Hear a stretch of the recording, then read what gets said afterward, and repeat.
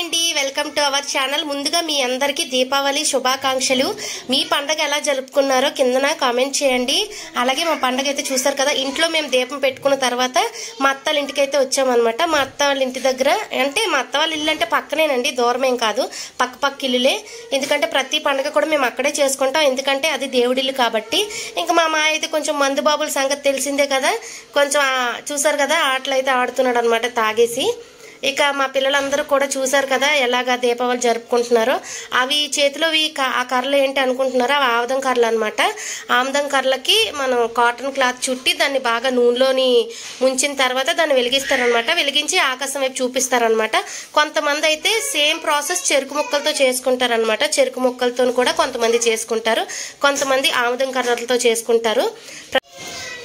ముందు సంవత్సరాల కంటే ఈ సంవత్సరం అయితే చాలా బాగా జరిగిందని నాకు అనిపించింది. ఎందుకంటే అప్పుడు నా కొడుకు చాలా చిన్నోడు అనమాట, ఆడికి ఏం తెలిసేది కాదు. ఇప్పుడు కొంచెం పెద్ద అయ్యాడు కదా, ఆడు కూడా దీపావళి చాలా బాగా అయితే ఎంజాయ్ చేశాడు అనమాట. కాకర పువ్వొత్తులు అన్ని కాల్చాడు అనమాట.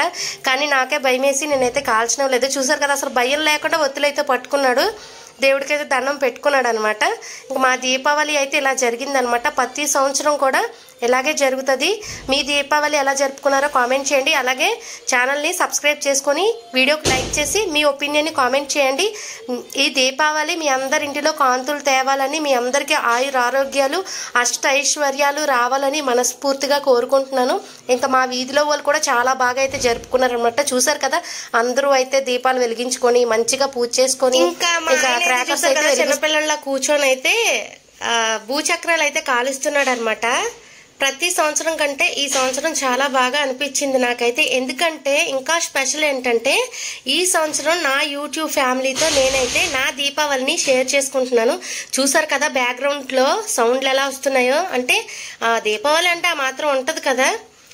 అసలు పిల్లలైతే మాకే భయం వేస్తుందంటే అస్సలు భయపడకుండా చూసారు కదా, కాకర పువ్వొత్తులు అన్నీ కూడా ఎంత బాగా పేల్చుతున్నారో. ఇంకా మా అత్త అయితే భయపడిపోతుందో పక్క నుంచి, చేతులు కాలుతాయి అని చెప్పి. ఇంకా మా ఓడైతే మా మాయ దగ్గరికి చేరుకున్నాడు. చూసారు కదా, భయపడిపోతున్నాడు అనమాట సౌండ్లకి. అయినా సరే కాల్చుతానని చెప్పి అయితే ముందుకు వస్తున్నాడు అనమాట. Once again happy Diwali.